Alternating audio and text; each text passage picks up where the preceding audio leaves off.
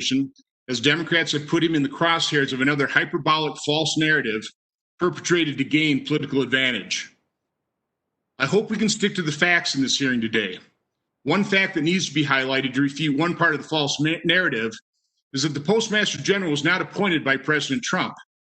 The bipartisan Postal Board of Governors engaged a professional search firm that identified Louis DeJoy as an outstanding candidate with the necessary background and skill set to tackle the enormous challenges facing the postal system.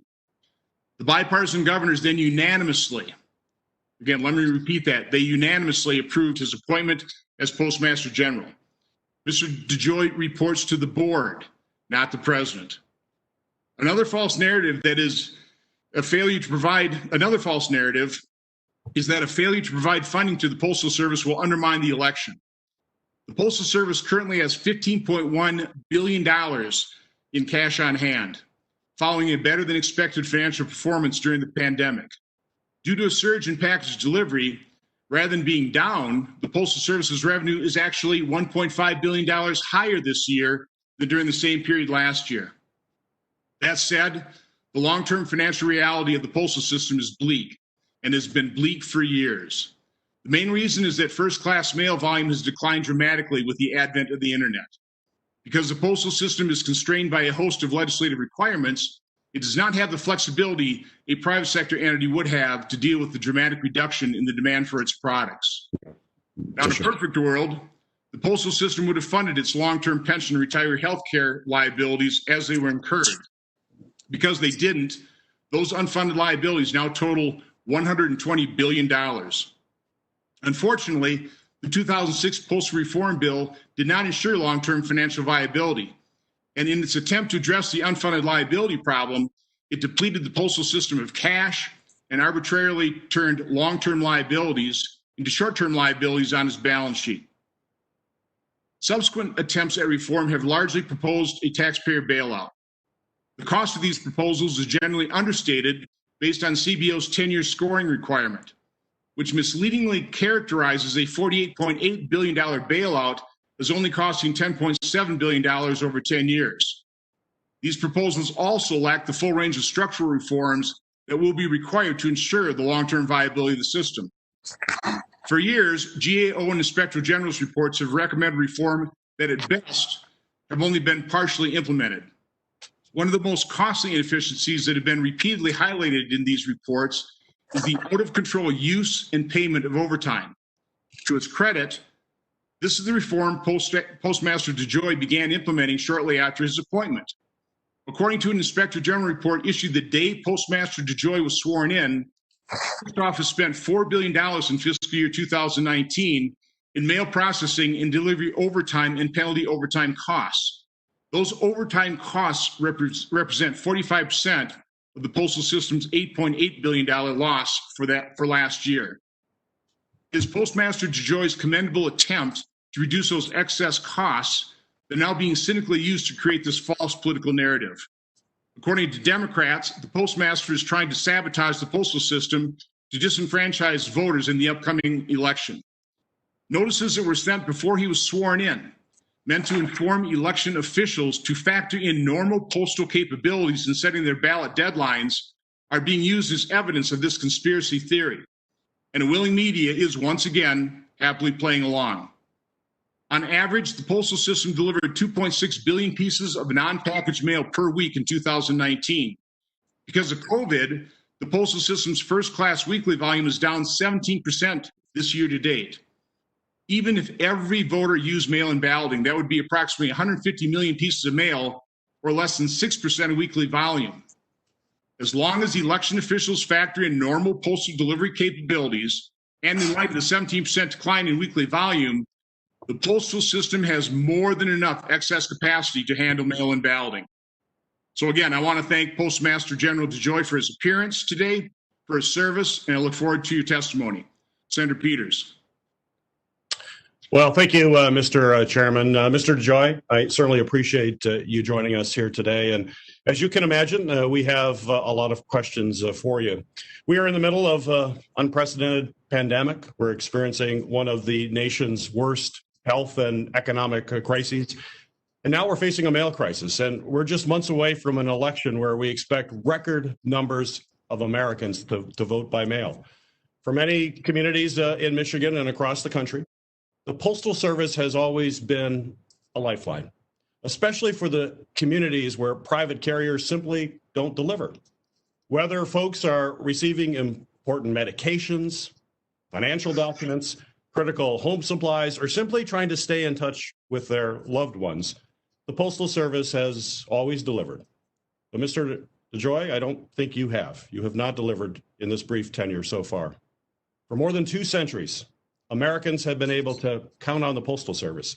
But in less than 2 months as Postmaster General, you have undermined one of our nation's most trusted institutions, and we wreaked havoc on families, on veterans, seniors, rural communities, and on people all across our country.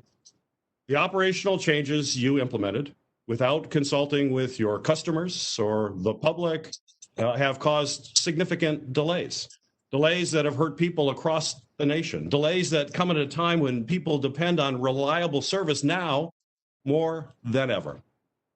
In July, I started hearing reports about how severely your changes were slowing down the mail. I asked you for answers, but it wasn't until I launched an investigation that you admitted that you had directed these changes yourself. And despite multiple requests, it took more than 1 month to respond directly. And I'm still not satisfied with those explanations.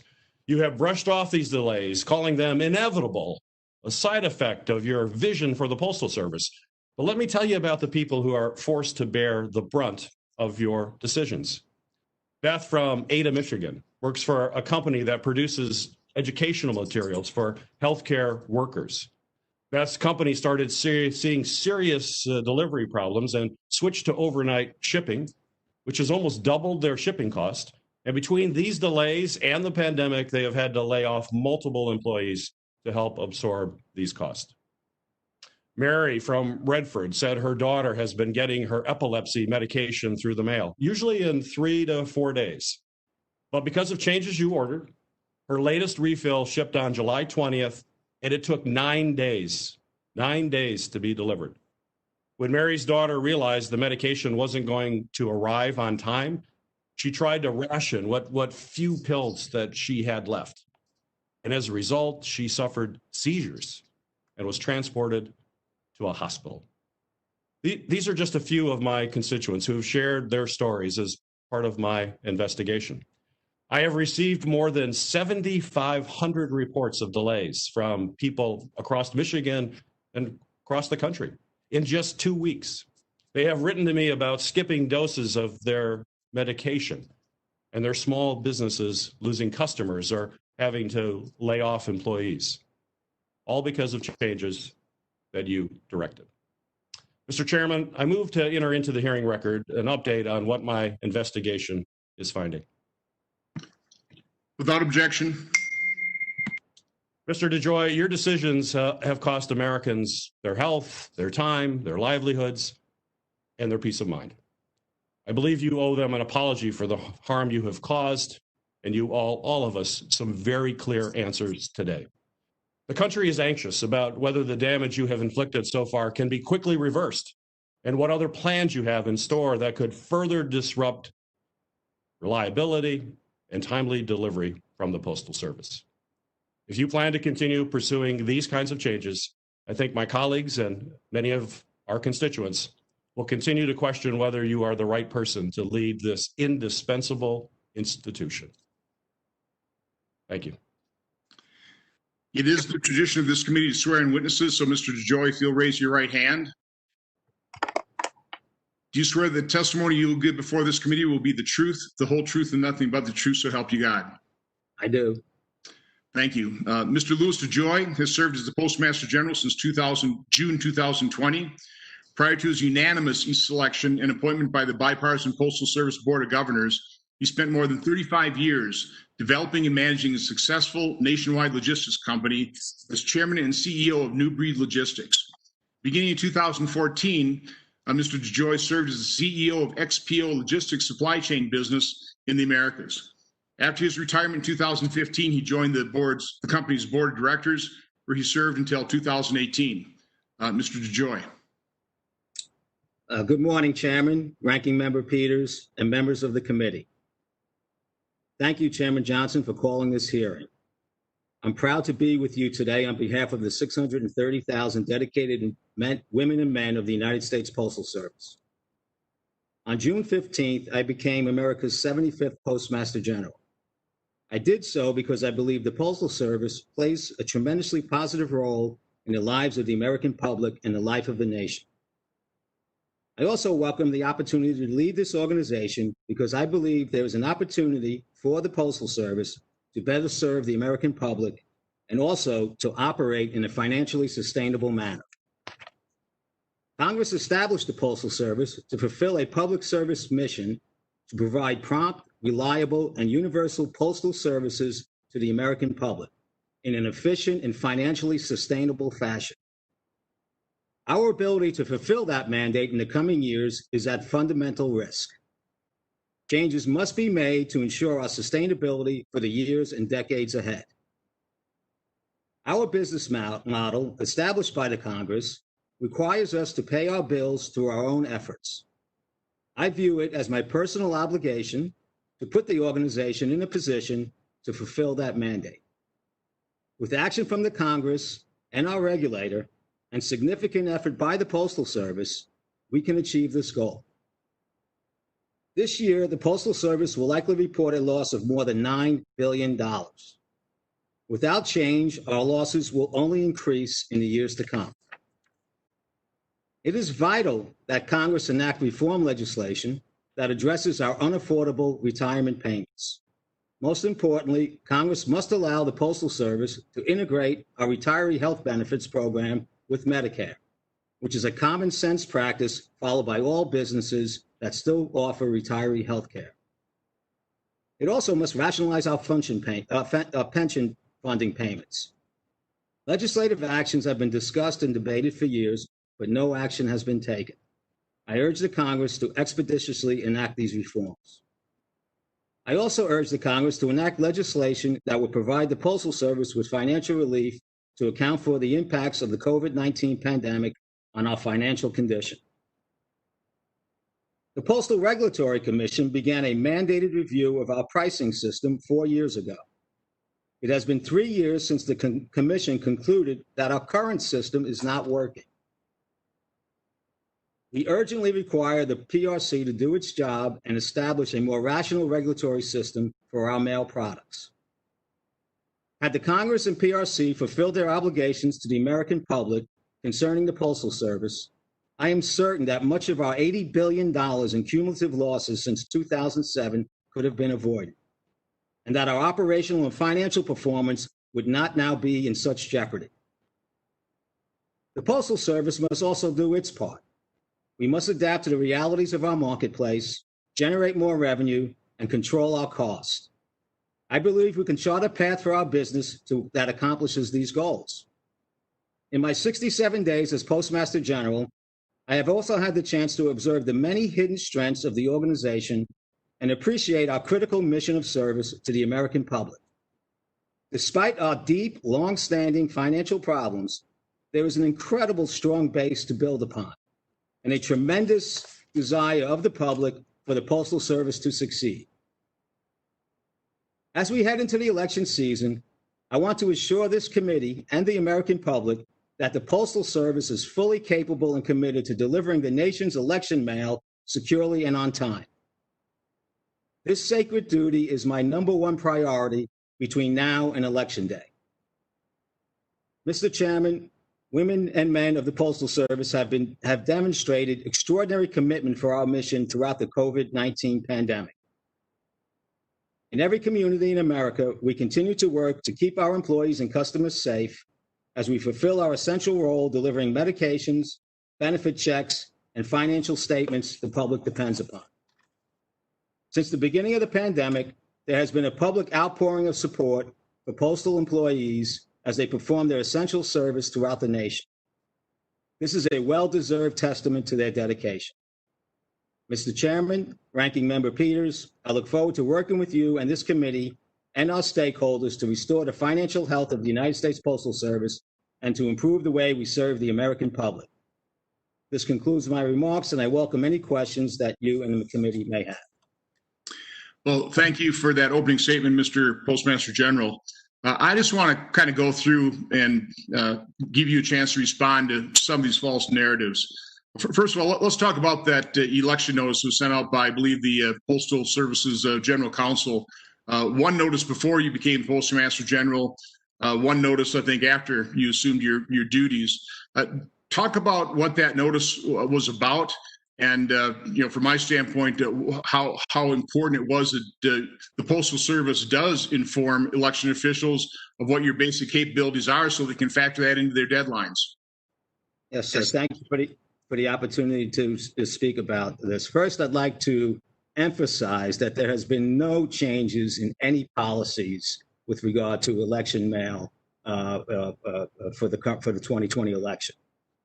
As you stated, this letter was sent out before my arrival, simply to help educate state election boards and eventually the American people. There was a plan put together to eventually make this a broader statement, so the American people had awareness on how to successfully vote. This letter, very similar letter, was sent out in the 2016 election by the former Deputy Postmaster General. We recognize that during this pandemic, when I arrived, there was great concern about the increase in volume. So we further emphasized the interaction. We had over 50,000 contacts before my arrival with state election boards to help them understand the mail processing procedures of the Postal Service. Since my arrival, we've established and extended a task force. We have put up a website, or putting up a website within a day, and we are diligently working to ensure the American public and to ensure a successful election. In my opening statement, I remarked that 150 million pieces of or ballots would represent about 6% of weekly volume. I think in your written testimony, you said in terms of what's actually expected in terms of mail-in ballots, about 2%. Can you just talk about and assure the American public and this committee that the postal system has more than enough capacity to handle the number of ballots? It's really a matter of election officials understanding what delivery capabilities are? Yes, sir. We have more. We deliver 433 million pieces of mail a day. So 150 million ballots, 160 million ballots over a course of a week is a very, very small amount. Adequate capacity. Plus, mail volume is down, as you said, 14% this year. Plus, as I identified earlier in the week, we will have additional resources on standby. If everyone complies with the mail process that we've been identifying, there will be absolutely no issue. And there's slack in the system and additional processes that we will deploy in and around the election that will carry a good part of any deviations to get through. We are the Postal Service stands ready. Our board of directors stand ready. With the expansion of the task force that I identified earlier in the week. Yesterday, we made the decision to establish a bipartisan board committee to stand over the postals to interact with us as we move forward. We are very, very comfortable that we will achieve this mission, sir. Something else I think has been blown way out of proportion is the retirement of some of the blue boxes. Can you speak to how that is just a normal procedure that we have literally, because first-class mail is down over the decades, the volume's almost been cut in half, I think. I don't have the numbers right off the top of my head. But anytime you have a business where your volume is declining that dramatically, you're going to be you'll take out different capacities. So can you address the issue of the normal retirement, what the history of that has been of not only the blue boxes, but also some of your sorting machines? Yes, sir. Thank you for the opportunity to speak about that. There's about 140,000 collection boxes out in the United States. Over the last 10 years, it averages about 3,500 a year. So 35,000 of them have been removed, and it's a data-driven method. I haven't reviewed it, but every year they look at utilization of post boxes. They look at where they place new post boxes. They look at where communities grow. So 35,000 over 10 years. Since my arrival, we removed 700 post collection boxes, of which I had no idea that was a process, or that was a process. When I found out about it, we socialized it here amongst the leadership team and looked at what the excitement was creating. So I decided to stop it, and we'll pick it up after the election. But this is a normal process that's been around since. It's been around 50 years, and over the last 10 years, we have pulled back about 35,000. On the machines we are speaking about, again, mail volume is dropping. This is a process that I was unaware about. It's been around for a couple of years now. We evaluate our machine capacity. These machines run about 35% utilization. The mail volume is dropping very rapidly, and especially during the COVID crisis. And package volume is growing, and when I spoke with the team when this too got a lot of airplay, we really are moving these machines out to make room to process packages. We have hundreds of these machines everywhere. And still not any kind of drain on capacity. And I repeat, both the collection boxes and this machine close down, I was made aware when everybody else was made aware. It was not a critical issue, within the Postal Service. This has been going on in every election year and every year for that matter. So this isn't some devious plot on your part. One final question here. I'm just going to go a little over time, but I think it's important that you describe the operational changes you were making to try and start curbing in some of these excess costs. $4 billion of overtime and overtime penalties. About making sure that the system adheres to its time deadlines and what effect that has on mail delivery. Yes, thank you, Senator.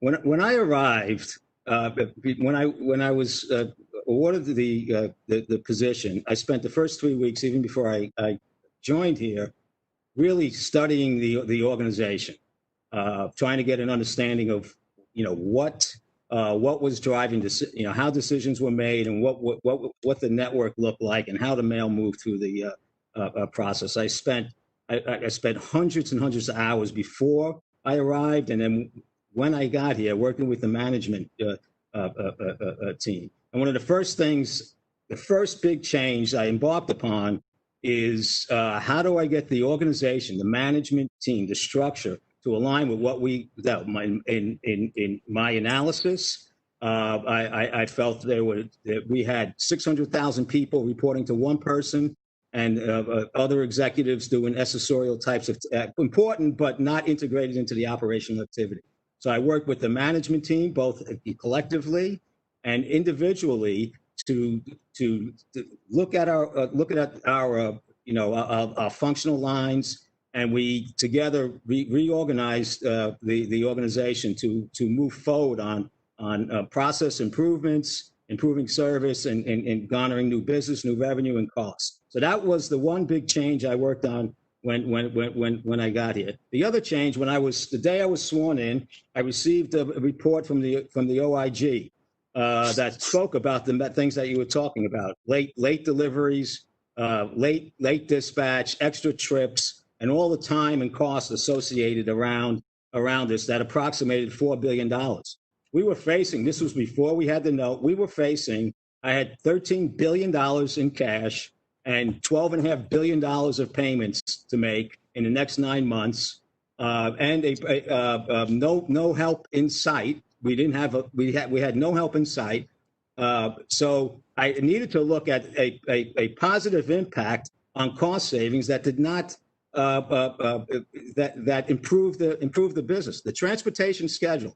We run about 40,000 trips a day, and 12% of those trips were late. And we're running another 5,000 trips a day in extra trips. FedEx, UPS, everybody runs their trucks on time.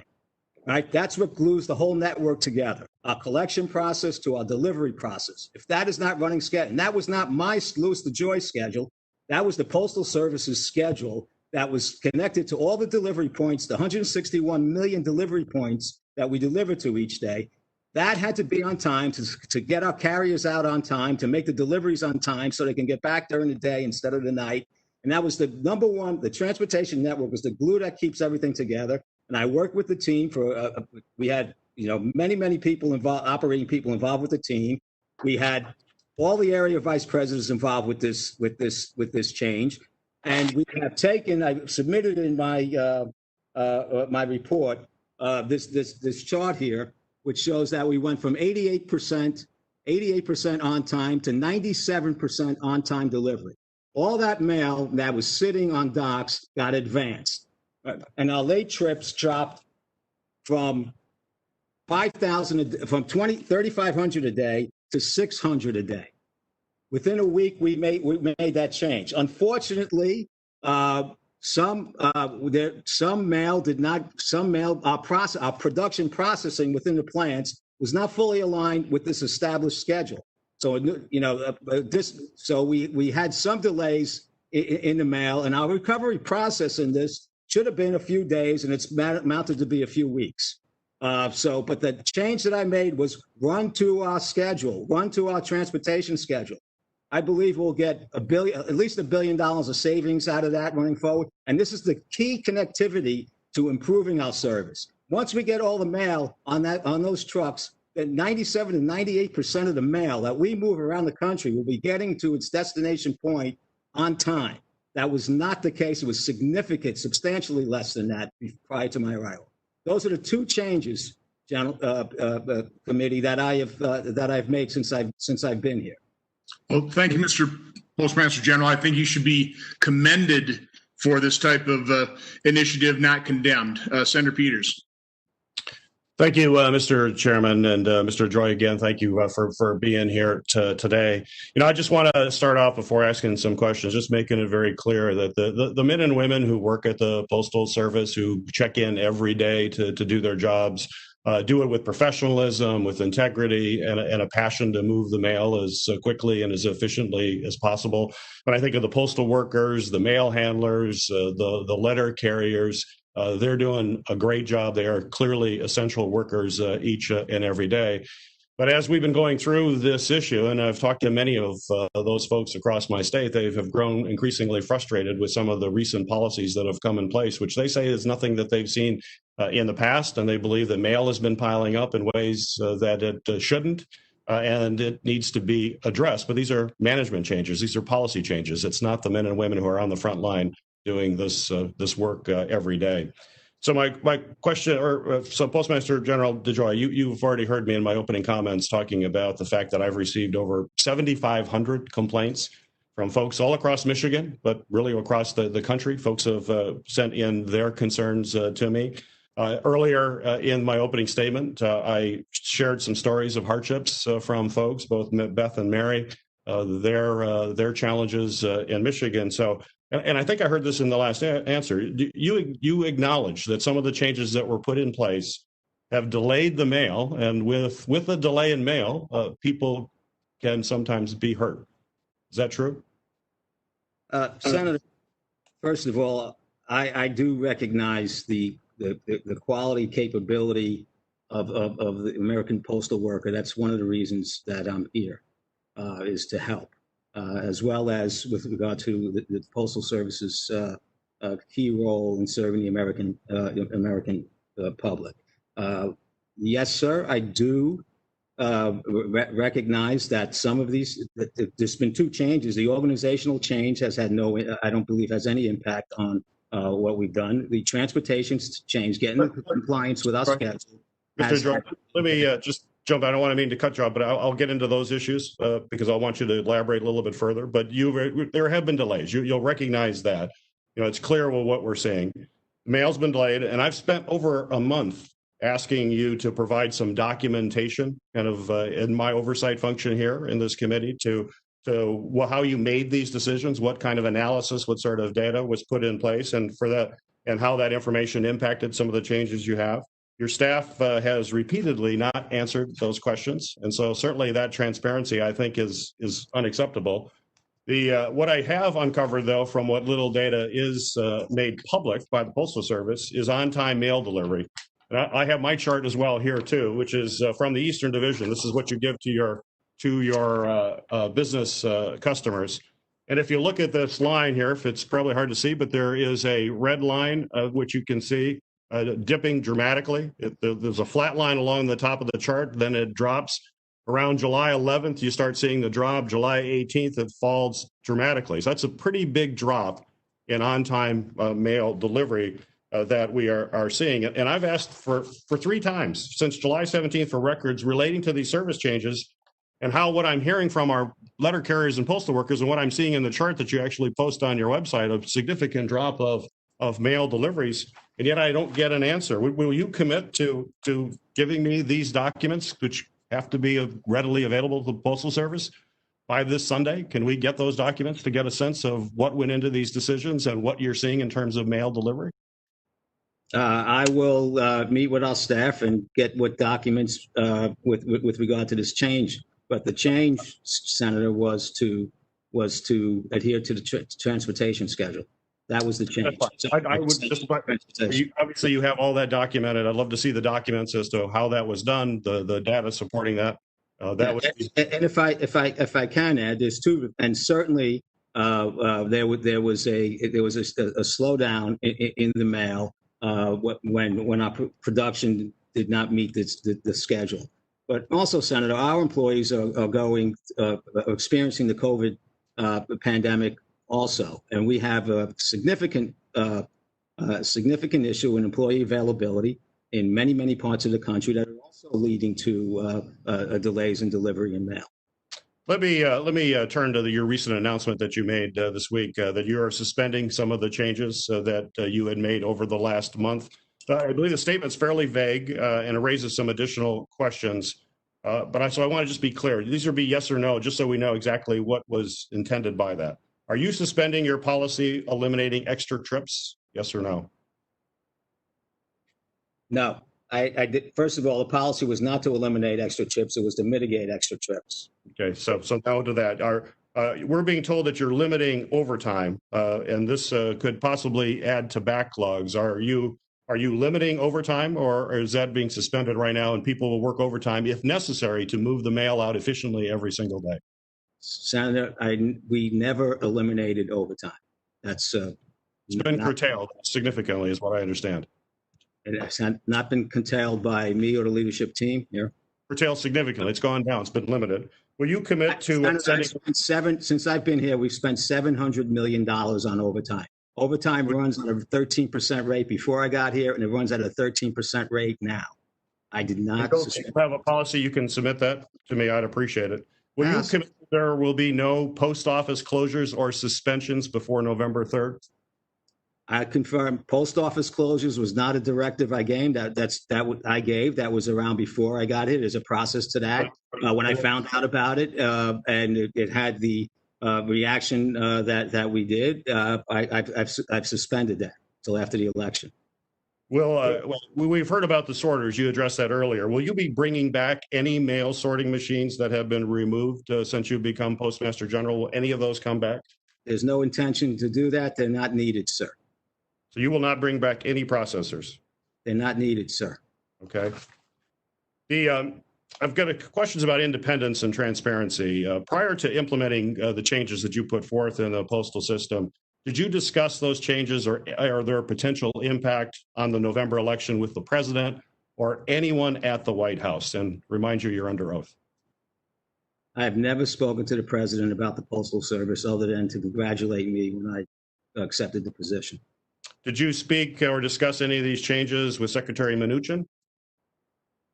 During the discussion and negotiating the note, I told him I'm working on a plan, but I never discussed the changes that I made. I just said I'm working on a plan to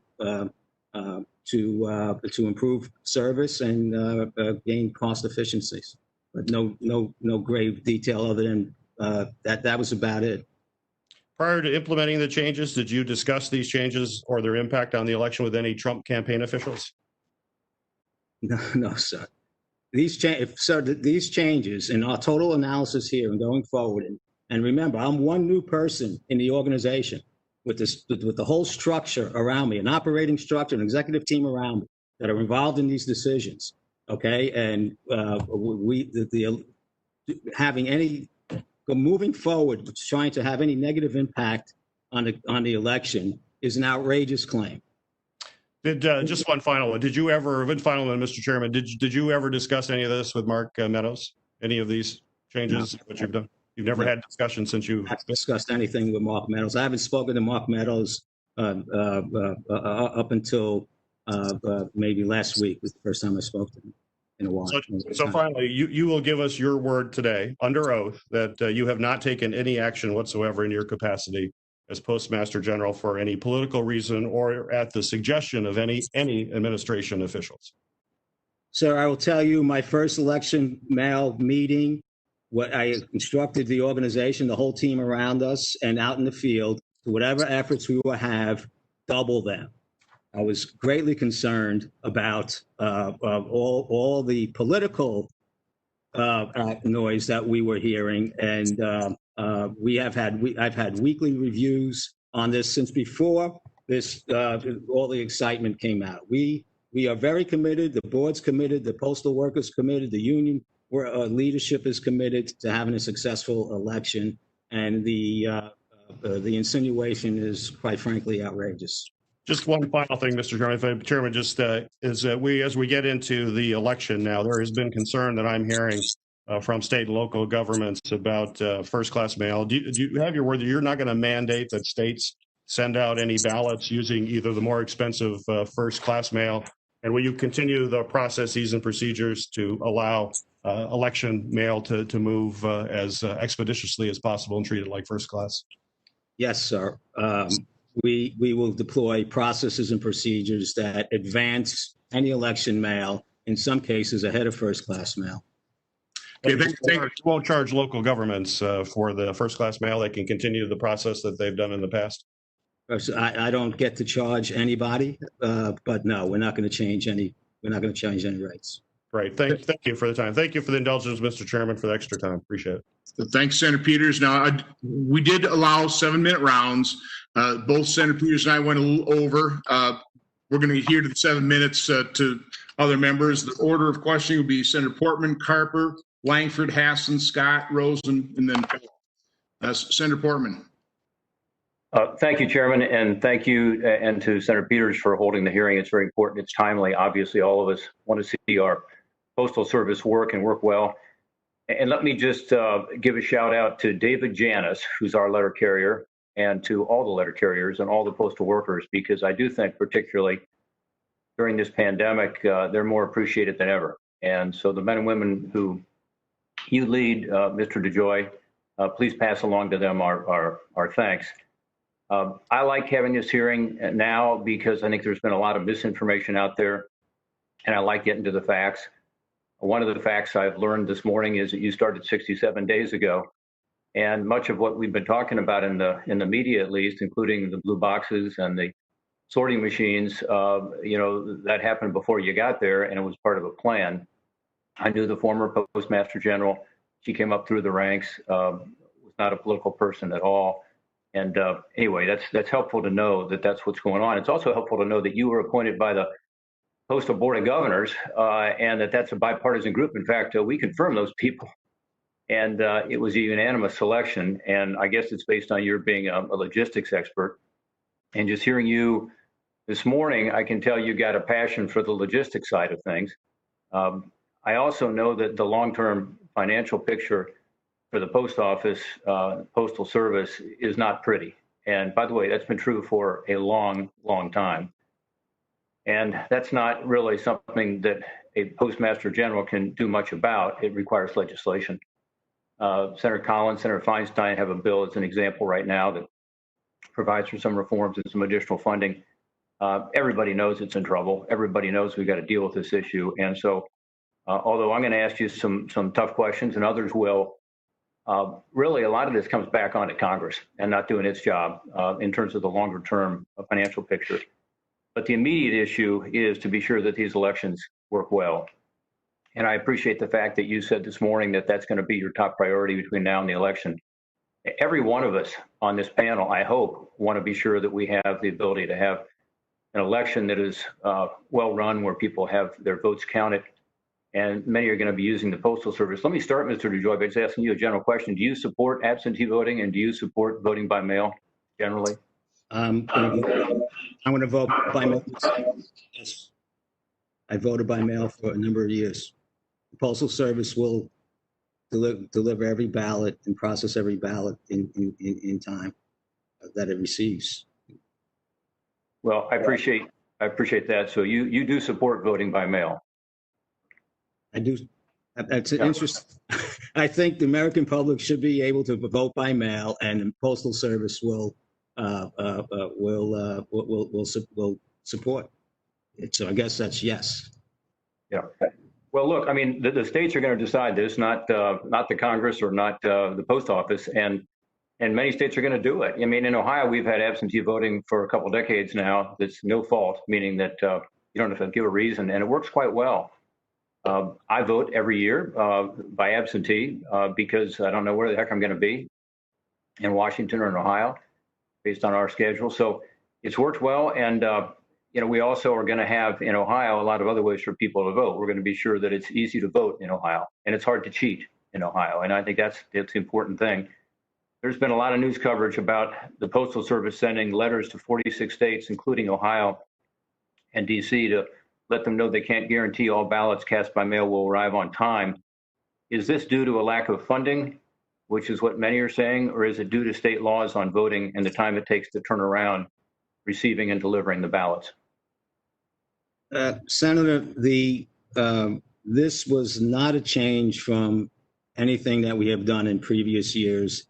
It was just more detail and more emphasis put on it, partly because of the expected rise in vote by mail, and also the pandemic. And what the team set out to do is make the election boards and then eventually the American public pretty simple, what our processes were. And therefore, to guarantee that if you follow these processes, there was no extra Herculean efforts on our part to get your ballot in, which therefore mitigated the risk of it potentially not getting there. Yeah. So mailing. Well, I think that's important to note, that this is something that has been a problem for years, including previous elections. You sent out warnings in previous elections. And look, I think the post office has got to coordinate better with state election systems. I think state election systems has got to coordinate better with the post office. Mm-hmm. I mean, in Ohio, as an example, the time frame between when you can cast your ballot and when it is postmarked, and you can get a ballot as late as Saturday before the election, and to get that to the post office and back to you, and then date stamp before Monday, is very hard to do logistically. I think that's one of the things that your letter pointed out, was to these state systems, be sure and leave adequate time. Is that accurate? Yes, sir. First of all, it was not my letter. It was a letter from our general counsel.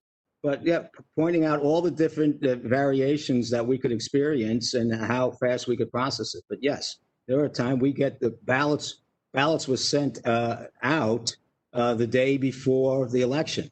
It's almost impossible for the voter to vote, for the ballot to get to the voter, for the voter to vote, and for it to get back in time for the election. So this was a very, very well thought out effort to safeguard the election, not to get in the way of safeguard the processing of ballots, not to get in the way of it. What advice would you give voters? This is an opportunity for you to speak to the voters of Ohio and the country. Would you advise them to wait till the last minute, or would you advise them to leave at least a week? The general word around here is vote early. Vote early. I think that's really important to tell people because, you know, again, under Ohio's law and a lot of other laws, the time frame is really close. If you request an absentee ballot, you got to be sure that it can be delivered in time. I am concerned about the delays that we've seen in Ohio and elsewhere. We have a number of veterans who've contacted us and said they weren't able to get their medication, and there's some just heartbreaking stories. One is a 70-year-old surgeon in Vietnam, has COPD, has trouble breathing. The inhaler refill was mailed through the Postal Service due to delays. He ran out of it while waiting for it to arrive. And then his insurance said, you know what, we're not going to pay for another refill to be filled because it's already been shipped through the Postal Service. And he can't afford to pay for another emergency refill personally. Let me ask you about that, particularly the veterans' medications that are shipped through the mail. Are you focused on that issue, and what can we do to correct that problem? Senator, first of all, I am. We are working here feverishly to get the system running at stability, and also to get more hire more workers to handle the delivery process. And it is we're all feel bad about what the dip in our service level has been. We serve 161 million people. We still deliver at 99.5% of the time. We have significant efforts to continue to improve on that process, and everybody is working here feverishly to get that right. Well, I hope you will, and let's ensure these medications are delivered in time, and be sure that when the production doesn't meet the transportation schedule, as you said earlier, that there is some efforts made to align those two, because it's a lifeline for people, all over the country, particularly in our rural areas. And I thank you for your service and for the answers you give today. Okay, thanks, Senator Portman. Again, I want to just remind our committee members, please keep your questioning as well as factor in the answer to try and keep within those 7 minutes. Senator Carper?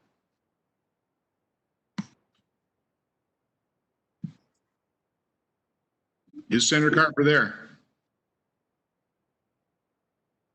We'll move on to Senator Langford. Fuck.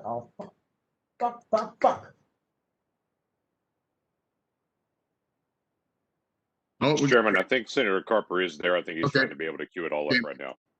Senator Carper, can you unmute? I'm unmuted. Okay, there we go. We don't want to be on TV again. Thanks so much for scheduling this hearing. I urged you to do this 3 weeks ago. You agreed to do it, and I'm grateful that you have. To the Postmaster General, thank you for finally returning my call. I called you for like 3 weeks, tried to get you to return my call after you taken office. Thank you for finally returning our call and talking with us last week.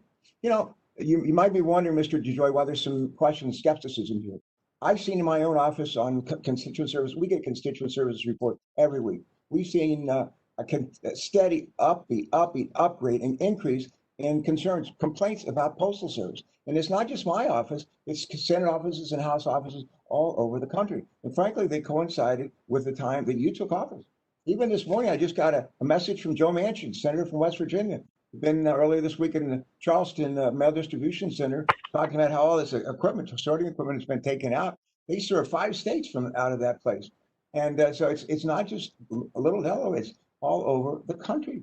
Maybe it's just a coincidence. I'm not so sure. But here's why we're skeptical. We got a president who doesn't want to have vote by mail. We got a president who'd like to suppress the vote. We got a president who would like to see the postal service not do well. I've worked for almost 20 years on this committee to try to make sure we have a vibrant, active, meaningful postal service. You come from Greensboro, North Carolina, just north of, just south of where I grew up in Danville, Virginia. We had voter suppression in this country almost from the get-go. Even though our first Postmaster General, Benjamin Franklin, said, "No, we're not going to do that. We're going to let everybody have, freedom and right to choose their own votes." It hadn't been that way. Women didn't get to vote. Blacks didn't get to vote. We still have voter suppression. The last congressional election they had in North Carolina, you know what happened? Half the people voted for Democratic candidates for Congress. Do you know how many Democrats were elected out of 13 seats? 3. I mean, we have seen poll taxes, we have seen literacy tests, all this stuff. And when I see what's going on with the president who wants to degrade the Postal Service, wants to get rid of vote by mail, we shouldn't be surprised that we're alarmed when we see the kind of degraded service that we're seeing across the country. It wasn't that long ago, we had an overnight mail service in the metropolitan area. It wasn't that long ago, we had from coast to coast mail delivered within 3 days. And we don't have that anymore. So people should be, if people seem skeptical, they have a right to be skeptical. I want to just say, after the public uproar that we've seen here in my state and other states about delays and failure to deliver the mail, you've committed to freeze additional operational changes until after the election. Good. But we're going to need more information than that, especially given reports that came out last night showing that you and your team are actually considering more extreme changes than those we've seen to date, including changes that will slow down the mail even further, post office and plant closings, massive service reductions to Alaska, Hawaii, and Puerto Rico, making mail more expensive to the U.S. citizens living there, price changes that would nearly double the cost for price changes that would double the cost of voting by mail, dramatic price hikes on packages that will disproportionately impact small businesses in rural communities that rely on the Postal Service while erasing your competitive advantage over FedEx and UPS. We need to be worried about this, and I am. I don't ask a lot of yes or no questions. I'm going to ask a couple today, and I'd ask you just give me a simple yes or no answer. You'll have an opportunity in responses for the record to expand on those, but I'm going to ask you for yes or no answers. Yes or no, are you considering the dramatic service changes that I just outlined, which we've just learned about in the last 48 hours? Are you considering those dramatic service changes? Just yes or no? Senator, there's a dramatic I'm asking for a yes or no answer. We're considering dramatic changes to improve the service to the American people. Yes. Yes or no, will you restore the mail collection and processing capacity that the Postal Service has lost in recent weeks during your tenure? Senator, as I said, I did not direct that. I directed it. I stopped it. It's insignificant. It's not material to anything that we do, and we're sticking with where we're at right now. Recently, the president was caught red-handed when he admitted to not wanting the Postal Service to have additional resources because the Postal Service would use these resources to enable election mail. And when asked about providing necessary relief, the president stated, quote, "If we don't make a deal, that is a deal with the Congress, that means they don't get the money, they being the Postal Service. That means they don't get universal mail-in voting. They just can't have it." No wonder we're somewhat skeptical and dubious. My understanding is you have had more than a passing acquaintance with this president. My understanding, you've been a huge supporter financially of the president. My understanding is when we were going to have a convention in Charlotte, North Carolina, you were heavily involved in leading the raising of money for that convention. No wonder we're a little bit skeptical about this when we have a president talking down the Postal Service, talking down vote by mail. Another yes or no, and you can expand on the record on this. Yes or no? Will you remain independent of the president and this administration and make service decisions that support the American people first? Will you? That's services that support the American people having fast, efficient, and affordable mail service, especially with regard to mail-in ballots. Will you remain independent of this administration? Will you remain independent? Yes, we'll remain independent of this. Thank you very much. Mr. DeJoy, during our call earlier this week, you said that you supported additional cash assistance for the Postal Service. So do we. The Postal Service has, $15 billion of roughly cash on hand and a new $10 billion line of credit that comes with some very troubling conditions dictated by the administration. The Postal Service has had massive declines in first-class mail. We know that. It averaged 15-20% below last year's first-class mail volume. The Postal Service package volume is higher, though. The normal one has sustained it through the pandemic. My guess is those volumes will come down somewhat after the pandemic. All this is to say the Postal Service's $15 billion in cash balance could quickly disappear, and I believe the Post Office needs to approve the Board of Governors' $15 billion request from earlier this year to cover loss to COVID. Last yes or no question. Do you support the federal appropriation to the Postal Service to cover its COVID-related losses? Yes or no? Do you support the federal appropriation to the Postal Service to cover its COVID-related losses? Yes, COVID-related losses I do support. Thank you very much. Mr.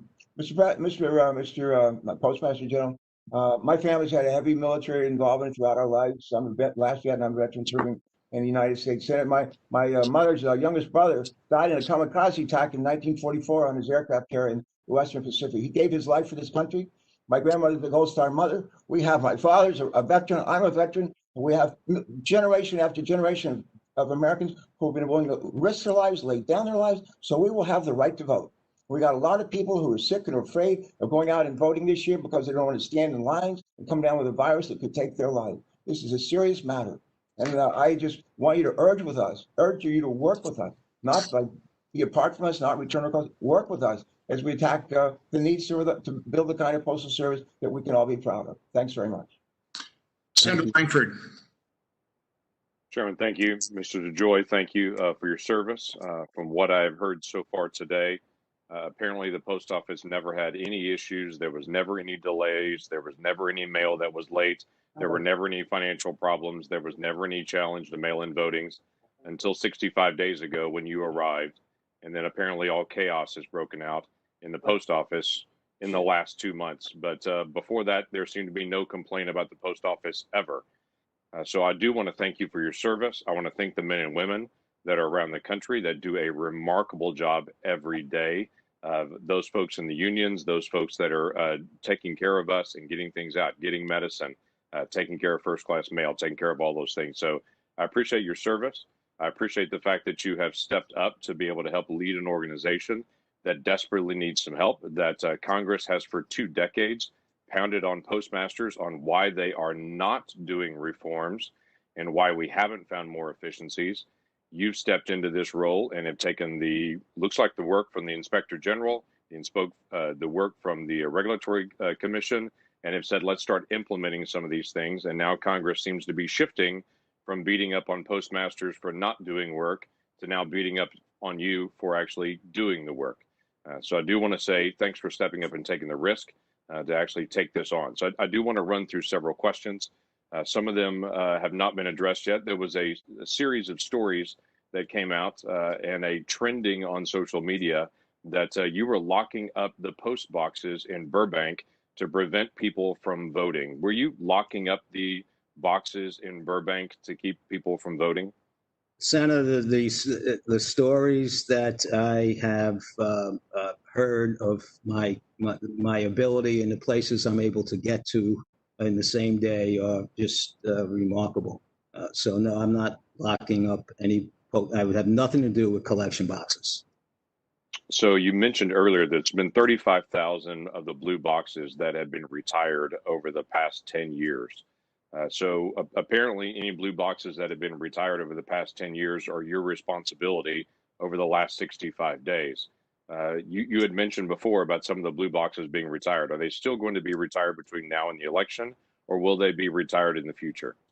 Now, my commitment to the committee and the leadership and the American people is we stopped. We have the day I put the statement out, we directed everybody to stop reducing postal hours, stop bringing back collection boxes, stop shutting down machines, and that was basically what we did. So from now until yes, yeah, you stopped that until the election. Will that pick back up after the election? Because one of the issues that you brought up before was about the sorting machines. Some of these sorting machines are older. Some of the sorting machines are not needed anymore. Will that just stop forever?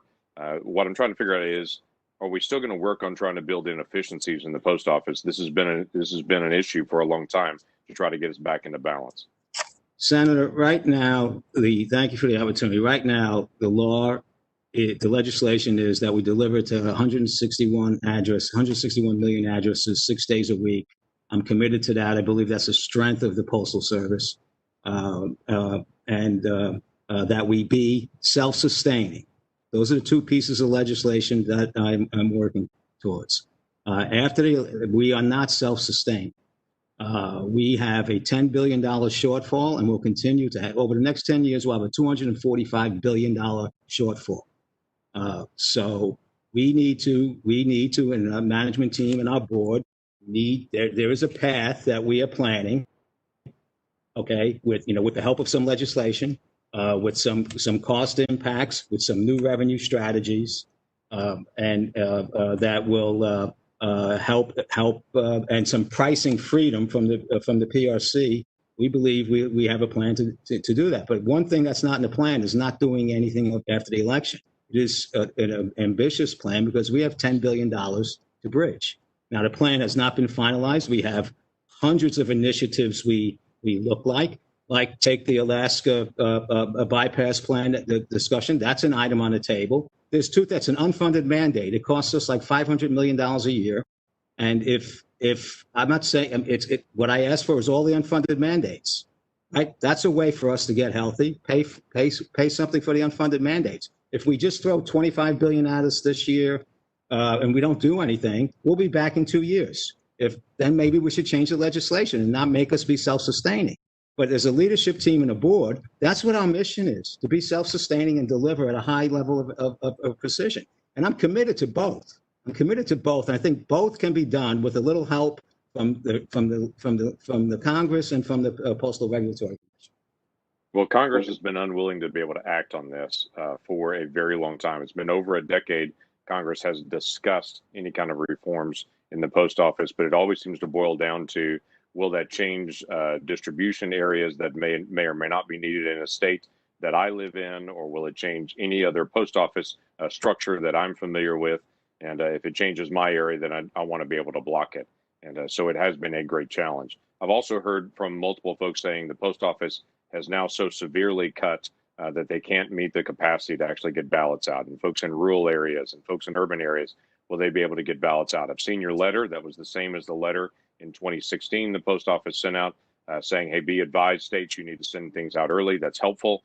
Thanks for actually doing that. And you shouldn't be criticized for that. You should be encouraged to be able to do that. But my question is, folks have challenged me and said there's not going to be enough capacity for elections. Will you have enough capacity again for Christmas and for Mother's Day? Because my understanding is Christmas and Mother's Day are the biggest capacity times for first-class mail. Do you have capacity now for Christmas and Mother's Day? So we have, yes, we have capacity for Christmas and Mother's Day. So I actually went back and looked last year, the week of December the 16th, the post office delivered 2.5 billion pieces of first-class mail just that 1 week of December the 16th of last year. That's a pretty remarkable feat to get 2.5 billion pieces of first-class mail delivered in one single week. So you know right now you have enough capacity to be able to handle the elections without slowing it down. Yes, sir, and it's more than that. Besides just the capacity, the intent, the extra activities that the whole organization is going through between our postal union leaders, our board, the executive management team here, we are focused on, besides just having the capacity to execute, to react to whatever conditions exist at that particular point in time, up to and including the pandemic, which likely will still be having some impacts. So I think the American people can feel comfortable that the Postal Service will deliver on this election. Thank you. Thanks, Senator Langford. Senator Hassan. Well, thank you, Mr. Chair. Thank you, Ranking Member Peters, for having this hearing. And thank you, Mr. DeJoy, for your willingness to appear before our committee today. My time is short this morning, and because I've been told you won't be staying for a second round of questions, I'd appreciate brief responses. Mr. DeJoy, I sent you a letter last week detailing stories from Granite Staters about delays in their mail. And I will note a huge spike in calls to my office since mid-July about the Postal Service and delays. For so many of our service members, veterans, people who experience disabilities, and rural Americans, their local post office is their lifeline. And I'll note that the change in volume you are seeing doesn't change the need for timely delivery of the essential necessary items that the American public relies on the post office for. For example, one Manchester couple fills prescriptions through their VA benefits, and they wrote, quote, "There has been a noticeable slowdown in mail delivery. Mail delays have caused me to ration my medication. I start cutting back on my dosage to half pills or skipping alternate days to make them last. Some of my pills are crucial. My cardiac and diabetic meds need to be on a strict protocol. Will you ensure that any further changes that you make to postal operations do not delay access to medications and other necessities? Yes or no?" Yes, yes, Senator, and I look forward to working with you on legislation to help this type of service not reach into the future. Well, thank you. Now, I want to move to elections again. I am glad for some of the statements and actions you have taken. We all know how important voting by mail is usually, and this year even more so. Some states are starting to mail out general election ballots on September 4th, just 2 weeks from today. You and the Postal Service General Counsel have written letters that we've talked about this morning about your plans to deal with election mail. You wrote last week that the Postal Service will, quote, "utilize additional resources and maximize our efforts during the 10 days prior to the election to ensure the processing and delivery of all election mail within our system." Do the letters that you and the General Counsel have sent to Congress so far contain your full plan for ensuring the processing and delivery of all election mail? Or do you have a more detailed operational plan for the additional resources and efforts you alluded to? The letter that's been sent to the states from General Counsel speaks about, complying mail classifications and how they process. Right, Mr. DeJoy, I'm just wondering, do you have a detailed plan about how you're going to ensure the kind of delivery that Americans count on for voting by mail? Do you have a more detailed plan than what's in your letter? Yes or no? There are detailed processes that we are going through. And there are going to be expanded plans to that. We've just announced the expanded committee, election committee within the operation, and our board has established one. But there are detailed plans that we go through in every election. And with regard to, could you share those again? Could you share those with Congress? And could you share them by Sunday night so we can see what they are, please? I don't think I will have the complete plan by Sunday night. We're just putting these committees together. But I can share you. We can try and. Today's Friday. I have to check, and we'll get back to you. All right. I would appreciate them by Sunday night if possible. By the end of next week, as I noted, September 4th, some of the ballots are going to start going out. Last year, the Postal Service Inspector General interviewed managers in postal facilities across the country about handling elections. The Inspector General found that facilities typically process political mail as first-class mail, delivering more than 95% of election mail with 1 to 3 days for the 2018 midterms. Yes or no, will you commit to the goal of delivering at least 95% of election mail within 1 to 3 days this year, the same as the Postal Service did in 2018? Yes, ma'am. Thank you. Now I want to move on to the issue of the decommissioning of sorting machines. At the Manchester Processing and Distribution Facility in my state, 4 sorting machines have been taken out of service. 3 of them are just sitting there, and I'm told that 1 of them has been dismantled and sold to a company in Pennsylvania for scrap metal. The Manchester facility only has 1 other machine that can do the work of the machine that has been sold for scrap. If that machine fails, like it did yesterday when I was talking to postal workers in my state, sorting stops and mail is delayed until the machine can be fixed. Although you've suspended the removal of sorting machines, the removed machines in Manchester have yet to be brought back in service or replaced. And you've said today that it isn't necessary to do that, and there aren't any plans to do that. In fact, I understand that the Director of Maintenance Operations, Kevin Couch, sent an email on Tuesday directing local maintenance managers not to reconnect machines. Yes or no, is that true? I have no idea about that, ma'am. Those maintenance operations still, they're maintenance operations within the districts. This whole process was new to me last week. I'm sure there's logic behind what it is. I can find out about that. We'll be happy to get to. So you've already said, though, today that it's not necessary. But look, when we have only one machine that can do a certain kind of sorting in our largest distribution center in the state of New Hampshire, and it breaks and everything has to stop till it gets fixed again, that's not efficient. That delays delivery. And what I would like to get from you is a plan to make sure that you will commit to making sure that postal workers can deliver every piece of mail that comes into the distribution center on the same day it gets in there, which has been the practice in the past. By refusing to restart or replace these machines, you're really sabotaging the Postal Service's ability to sort mail efficiently, and you're undermining postal workers' commitment to that everyday delivery. So will you commit to having your team look into this and get back to me in writing about what the plan is to get at least some of these decommissioned machines back up and running? Yes. Well, first, Senator, I don't agree with the premise, but I will comply with your request. Well, thank you. And it would be helpful to get a response by the end of the week.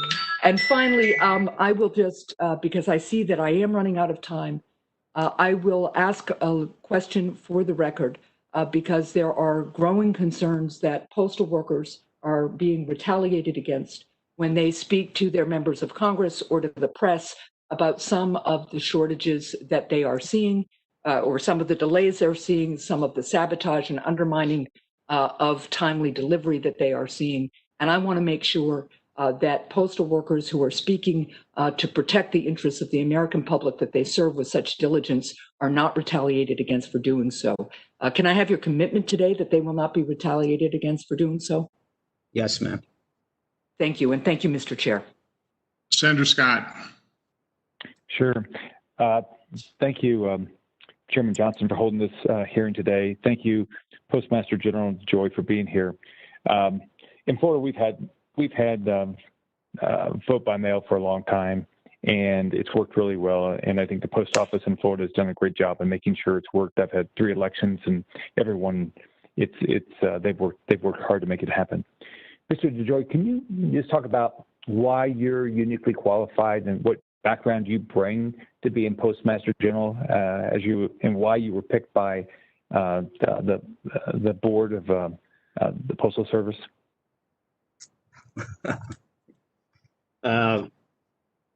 Thank you, Senator. I mean, there's 2 things, and you could look at, the 2 actions, the big actions that I've taken. I mean, the board will have to speak for their evaluation of me, but I have done, I think one of the things they like is my experience with large logistical transformations. I've done back in the 90s, over a $3 billion transformation of the postal network regarding mail transport equipment. I've done big projects for Boeing, big projects for Disney, big projects for transformational projects for Verizon. So that particular, type of experience, I think, impressed them, and my commitment to public service, I think, impressed them. My engagement in community and in the nation, and when you look at the steps that I made, I didn't come in here with a team. I didn't bring in consultants. I worked with the existing management team to create an organization that would look to move forward and give us self-help and drive improvements in our service, drive costs out of the system, and grow revenues. And that is something that I've done all my life. I built a big business from nothing. People, there's some accusations that this is not a business. But when you have to deliver service and you have to be sustainable, the operating model needs to cover its costs. There is no other answer to that than that, and we need to take actions to do that. And I have great experience at that. And part of, I think, why they like me is because I have a plan. I have a plan for the success of the Postal Service. I believe in the 6 day. I believe the 6-day-a-week delivery is an important aspect, a strength in us. Now, our pieces per delivery are down under 3 now. From years ago, 6 or 7. Our goal is to get that back up. We cover If you look on a chart and look at where what our reach is on a daily basis, it is impressive. And we need to drive our costs out of and this is well known. This is study. We need to drive our costs out of the network, get more efficient within our network, and get more pieces into our carriers' hands. And that's the success, along with legislative help. That will be the future success for the Postal Service as we face a new economy. So, Mr. DeJoy, in your business life, did you have to perform for your customer? Did you have to be on time, and were you able to do that? Sir, our contracts had 99.98% performance metrics on everything we did. Yes, and I think the attitude and the energy is here at the Postal, and the desire is here at the Postal Service to do that. I just think that we haven't had the alignment and the expectation of that, and that's something that I bring to the table. So, are you? You personally committed to doing everything you can to make sure the mail is delivered on time and people get, whether it's their medicine or their ballot, that they get it as quickly as they can, with realistic expectations? Yes, sir, I am. Right. So how does it make you feel when you have people out here that make these unsubstantiated claims that you personally have a goal to slow down the mail so ballots don't get to election offices on time, that you want to suppress the vote, that you personally are interested in damaging the ability of the post office to do their job?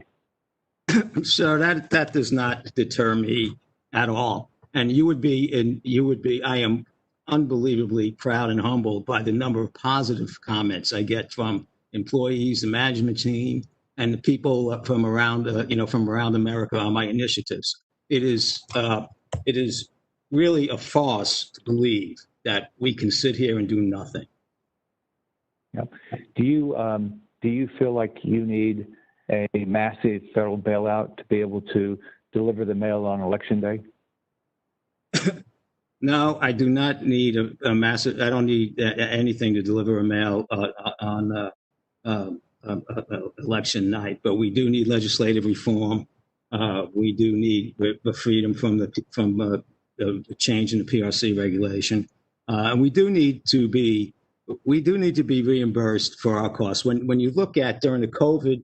During the pandemic, we still delivered to 99% of the American homes, where other business with no revenue.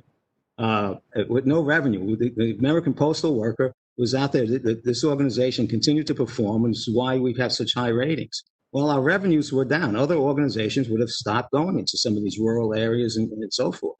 We continue to do what we're supposed to do. And at a significant cost impact, and I'm one to try and get to a sustainable model.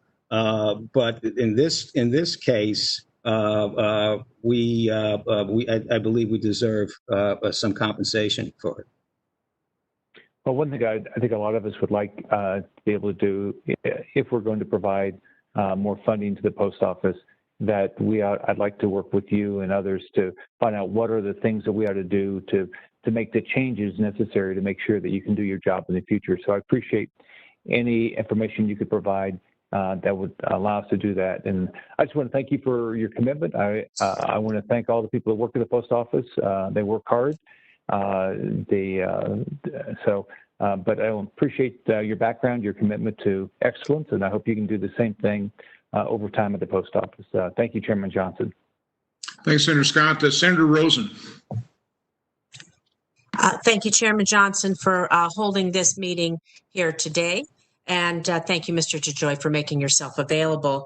Before I ask some further questions, I want to ask the Postmaster General, I'd like to ask you this. We need transparency in the changes you've been making and in everything that you've discussed here today. Will you commit to providing this committee with any and all transcripts or minutes of all closed, non-public Board of Governor meetings from this year by this Sunday. Can you commit to that, sir? No, You will not commit to provide minutes? I don't know. I don't have the authority to do some of those things. And that is something that I would need to discuss with counsel and the board's counsel. So I can't commit to that. Well, we'll be discussing that with you, but let's move on. We have limited time. Before I go with the rest of my questions, I do want to thank the dedicated postal workers across this nation, particularly here in my state of Nevada. I spoke with many of them yesterday. Majority of them veterans in their family. They have done years of dedicated service to this country, to this nation, and they are very concerned. To Mr. DeJoy, earlier this year, you've acknowledged you've made operational changes to the Postal Service. You removed mail sorting machines. You've had reduction, elimination of overtime and late trips. In Las Vegas, where we're expecting mail volume to ramp up soon, our postal workers, the ones I spoke with yesterday, are reporting the removal of sorting machine from our general mail facility, which is actually right down the street from my house. As a former programmer and systems analyst, I have a real strong appreciation for the data. So I want to talk about the data that you use to create these policies and what you may or may not have analyzed before you've made these changes.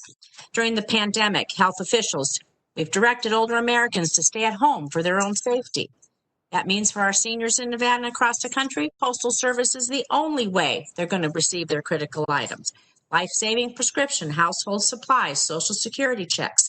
For veterans, my colleagues have already mentioned this. It's a lifeline. 80% of veterans' prescriptions are filled by the United States Postal Service. I have 225,000 veterans in Nevada, many of them relying on this for their timely delivery of life-saving medication. And in small towns across Nevada, from Gabbs, who has a population of 269 people, to Shores, it's a tribal community with 658 people. Some of my larger rural communities, that's all they get is the Postal Service. So please, could you answer yes or no? Effort of time. Before developing and implementing policy changes since assuming your role this year, did you conduct any specific analysis on how your changes would impact seniors? Yes or no, sir? So, ma'am, the policy changes that I... Yes or no, sir? The policy changes that I embarked upon were not the ones that you identified in your... So you didn't do any analysis to see how seniors would be impacted. Okay, let's move on. Did you do an analysis to see how veterans might be impacted, knowing that so many of our postal workers are veterans, we employ so many veterans, that they aren't getting their medication and that they rely on 80%. Did you do a specific analysis to see how veterans would be impacted? The only change that I made, ma'am, was that the trucks leave on time. Theoretically, everyone should have got their mail faster. So can you look me in the eye and all the Nevada veterans in the eye, all the Nevada seniors in the eye, and tell us that you will not continue in the policies in the future that you know that will harm my seniors, my veterans here in Nevada, and all of our seniors and veterans across this nation? Can you look us in the eye and commit to being sure that they have on-time delivery? Well, I'm working towards on-time delivery, ma'am. Yes, I can commit to that. Thank you. And so did you do any analysis about the fees if mail is late, the late fees that people would get when they paid their rent or their car payment or their utility bill if the mail is slowed down, and the impact that the charges and those fees would have on working families? Is there any analysis about the impact of late delivery by you on that, sir? Yes or no, please? The analysis that we did was that if we moved the mail on schedule, that all late deliveries would have been improved. That's the analysis. Well, obviously that isn't the case, so we need to continue this. For a variety of reasons. Did you, our deployed service members routinely cast their ballots by mail. Did you specifically analyze how your policy changes would impact our servicemen and women across this country and across the globe, how your changes would impact them, sir?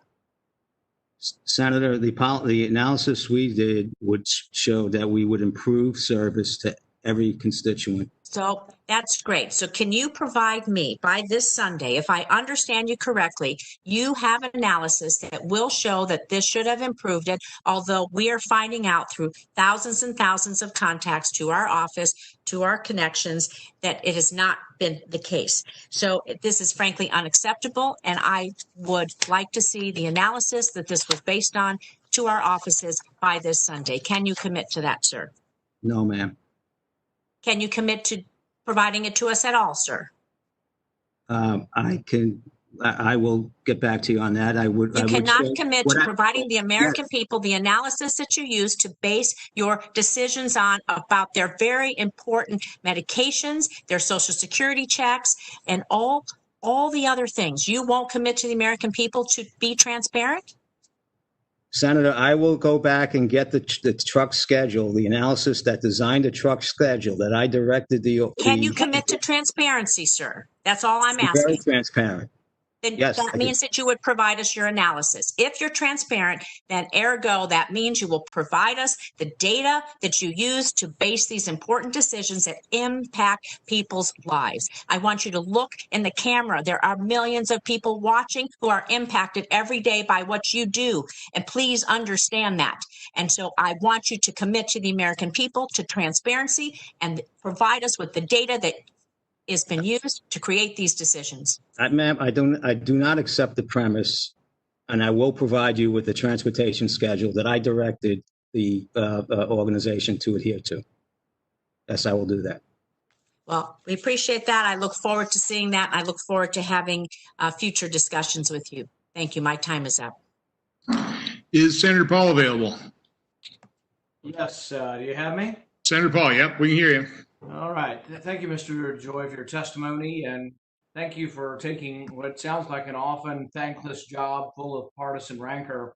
And thanks for bringing your business acumen to something that really, probably from my opinion, is almost an impossible problem, short of legislative reform. And even with legislative reform, I see it as almost an impossibility how we'd actually balance the annual operating losses where you weren't running a loss every year. $8 to $9 billion a year is an enormous loss. And I've been of the opinion, basically, we shouldn't give you any more money unless it's attached to reform. That's the only leverage we have. When the post office becomes desperate for money, we should attach things they don't want to necessarily do. Less employees. We started that a few years ago, but we've got to do more of it. The mail keeps dropping. You've got to have less employees. That's where your legacy costs are too. Over time, you'll catch up on that, but we've got to go to less employees over time.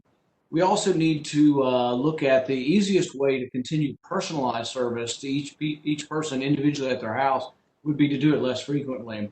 And frankly, people who live 20 miles down a shell road, if you told them they were going to get it twice a week versus 6 times a week, I think we'd actually live with this. I grew up in a town of 13,000 people. I still live in a small town. I really think people could live with that, but people should be told of the problem of continuing to run massive deficits, not just in the post office, but throughout government. And that really we shouldn't pass money out like it's candy. We should send it attached to specific reforms. Could you list some of the legal impediments you have? You're a businessman. If you came in as a venture capitalist and a venture capitalist group took over the post office and named you CEO, what would you do that you're unable to do because it's a government entity now? What are the governmental or legal restraints that prevent you from actually fixing the $8 to $9 billion annual loss that the post office has?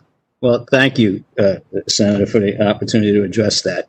I'm a little bit more optimistic than you in terms of our ability to meet, at least get to a close point of break even. Number one, the legislative reform that I would ask is what I said in my written testimony and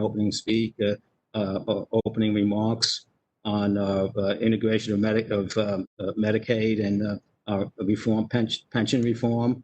I would like to be kind of liberated on pricing it's a very, very competitive market out there now. I would like more pricing freedom. I would drive that would help us.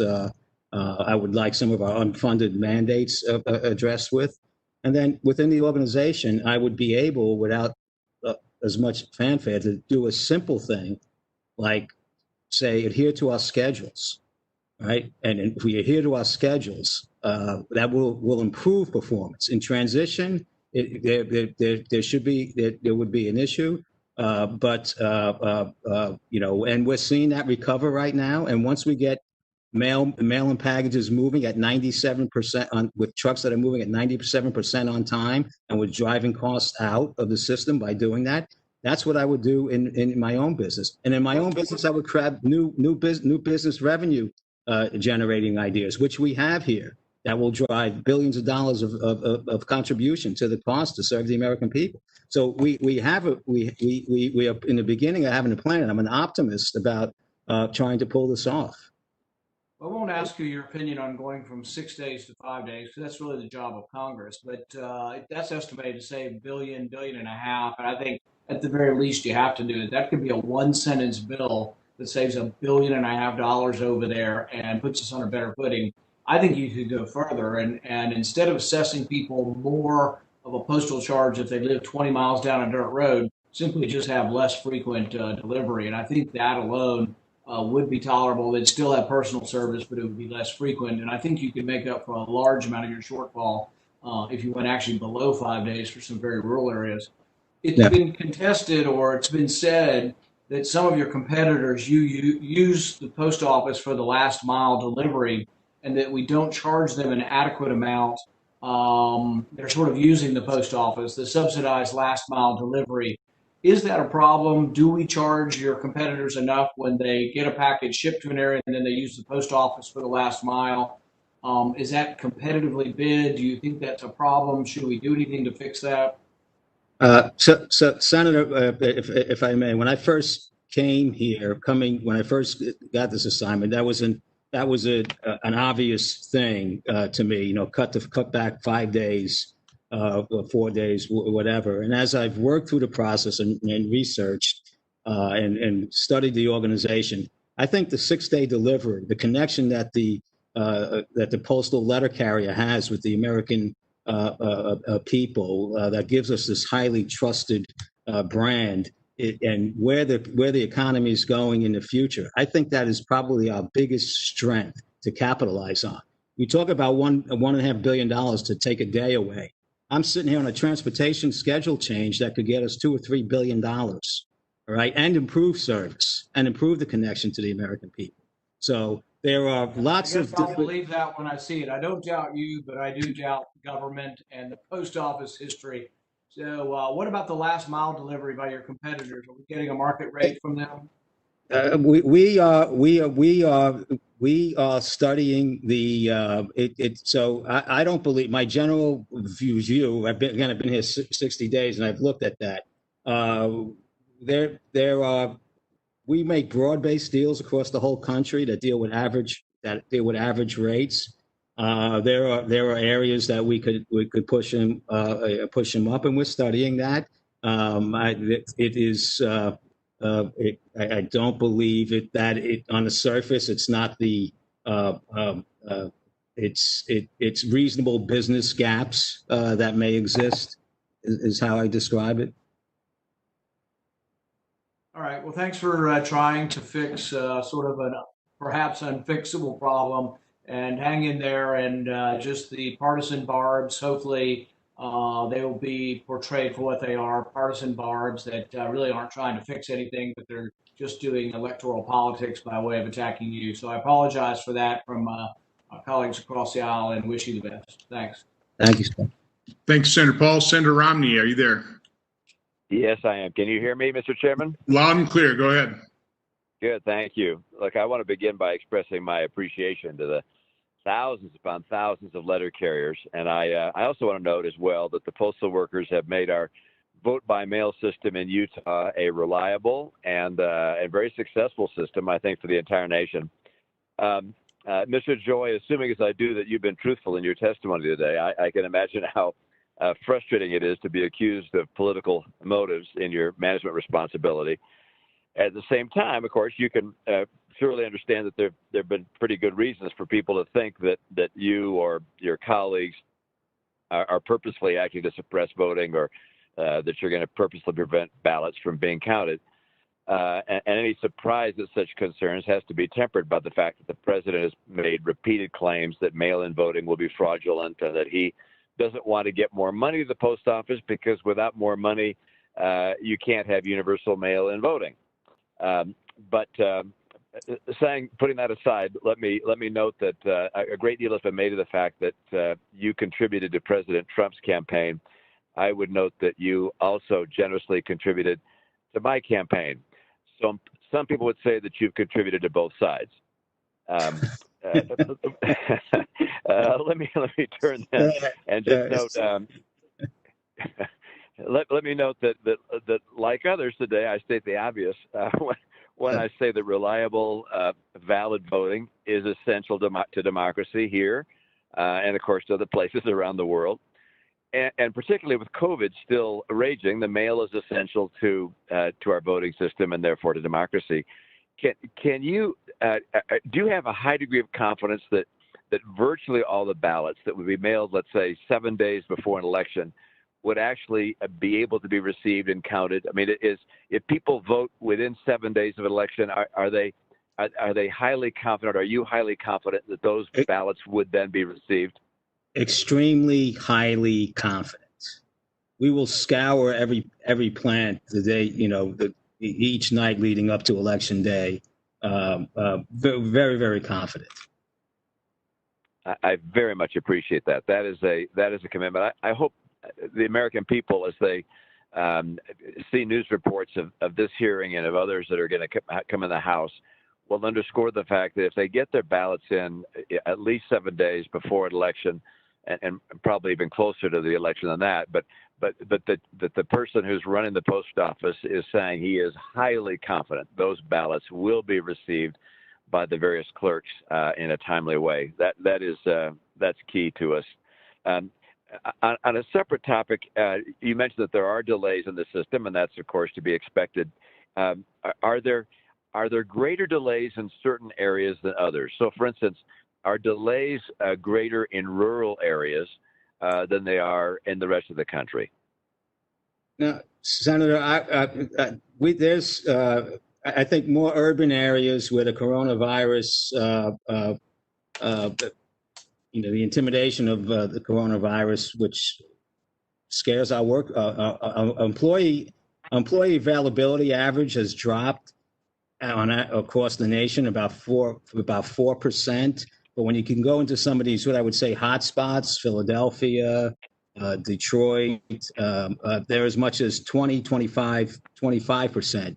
And we have routes. We have, like, Philadelphia has 750 routes, and we have days where we're short 200 carriers, and this can go on for a while. So that's where that's not the only contribution, but that's when the American people see 2-3 days that they haven't seen their carrier, that's an issue. And I would say I think there's at least 20 of those around in descending, level of consequence around the country. Yeah, thank you. I will just stand by saying, like a number of my colleagues who've already expressed this point, I would very much look forward to seeing, and I'm not talking about by Sunday, I just mean at some point, seeing a plan developed by someone of your expertise in logistics for how we can get the post office to be more economically managed, but at the same time maintain a level of service which is essential for a functioning economy, and that's a real challenge. But as someone who's done what you've done throughout your career, I expect you to be up to the task.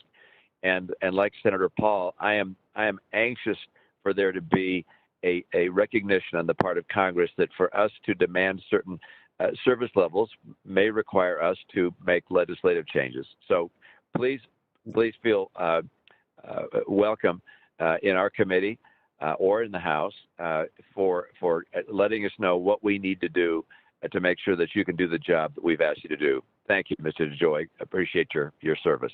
Thank you, sir. Thanks, Senator Romney. Senator Enzi.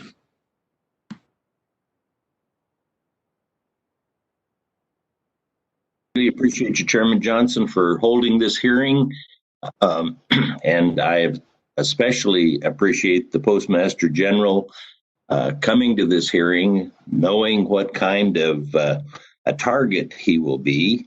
It's got to be really difficult only being in office 60 days and being expected to solve all of the problems of the Postal Service. It's been in a crisis for many years. Senator Collins used to head this committee when it wasn't called Homeland Security. It was Government Affairs, and she has worked on the post office all of that time and has a pretty good bill that she's worked on with Senator Feinstein that I hope people will take a look at. I'm not sure that anything can be done in a bipartisan way, particularly if one of the participants, Susan Collins, is up for election, because that might help her in her campaign. But she's been dedicated to this. It isn't a new idea that she had. It's something that she's been working on, and it has a lot of good ideas in it. I feel I really appreciate postal workers. In Wyoming, particularly, they're doing an outstanding job in spite of all of the difficulties of the pandemic. My father-in-law was a postal worker, and he was before the mail sorting machines, and he was pleased that he was able to memorize all the zip codes in the Sheridan area and handle the sorting. Of course, now local mail isn't postmarked locally. These are problems. I didn't realize that you personally deliver everything, that you personally fix the sorting machines. It was all news to me. And detailed analysis, how much detailed analysis can you do in 60 days, particularly as I suspect that maybe people aren't wanting to share information with you? I hope that those postal workers out there that are dedicated will actually do something to help out on it. And of course, you've been accused of picking on veterans and picking on seniors. And I have to admit that I have felt picked on, not by you, but by the Postal Service recently. And I was glad to hear your explanation that you're having some difficulty with people to deliver the mail in light of the pandemic. I don't think a lot of people understand that. I didn't understand that. But I know that we had a package that we were expecting that was being traced, and we paid extra to have it traced. And we know it sat in the DC post office for 11 days before it was delivered to us. There have been days that our mail wasn't picked up. So I'm glad to know that the reason behind that, and to find out, this is the big surprise, it wasn't you. I thought you caused all of that. Mail sorting machines. In Wyoming, I don't think we sort any mail in Wyoming anymore. All those got moved to other centers. And I thought it was being done pretty efficiently in Wyoming. And what I also learned was that when you move a sorting center under the union requirements, if the people don't want to move, they don't have to move, and they still get paid. That's not going to save any money. I've asked for the analysis on some of these changes that have drastically affected Wyoming, and which, of course, were not done under you. It was done under previous administrations. And I know that they want to save money, but they've got to do some analysis that will actually save money. You used to be able to put money in a collection box, or put an envelope in a collection box for local delivery, and they got it the next day. Now you put it in my community for local delivery. It goes to Denver first, gets sorted, and comes back to Gillette. Sometimes postmarked in Denver. That's not good management. And as an accountant, I know that postmarks make a difference. So I'm concerned. I have a lot of concerns, and I'm only pointing these out because I know that you only had 60 days to work on them, and your plate was already full. But I'm trying to fill it a little bit more. And again, appreciate that you're willing to take on this. I guess you'd have to call it an adventure, not a job, because it would be too tough as a job. But I know you've made some sacrifices to get to this. I hope that you will take a look at the urban areas. We've been picked on in the rural areas for a long time, but we have some really efficient people out here that are are dealing with long distances and doing it very well. But when I go to my post office in DC, I find that there's only one person working at the counter. And if the person that comes up to the counter needs a box to mail it in, the boxes are not out where people can actually get them. So the person behind the counter has to leave and go get a box. And when they bring the box back, it still has to be sealed and addressed. And they don't move them over to the side to see if they can wait on the next customer. Everybody waits at social distancing. I've been to the post office before during my lunch hour and found that the postal workers decided that was their lunch hour as well. No business lets their employees sit down and eat in front of customers during their lunch hour. Well, enough of my, I guess, trying to defend you here, but Senator, thank you. Senator, if I may, and thank you for the support. But if I may, the day I take the seat, as with any organization, the day you become the CEO, you're responsible for everything that goes on around you. And I have big enough shoulders to deal with that. But but more important about what you said in the beginning about legislation, not moving. We, the organization, needs to, and this board, we will move forward. We have to, because without legislation, without any assistance, we will run out of money. And 9 months, 12, we talk about a 633,000 person organization and 9 months worth of cash, and everybody thinks we're okay. That's outrageous thinking. And so we need to, we will, and that's kind of the difference now. We are moving, as I said in my opening remarks to the Board of Governors, we will do what we need to do to stay, to meet our operating objectives and get to self-sustaining, manner. So thank you. I appreciate your willingness to be here, and I hope that you will take a look at the Collins-Feinstein bill and give us some analysis on that. And I recognize that you have to rely on the postmasters across the United States of doing their job to manage their own business. So thank you for taking this job. Thanks. Thank you, Senator Enzi. Senator Hawley.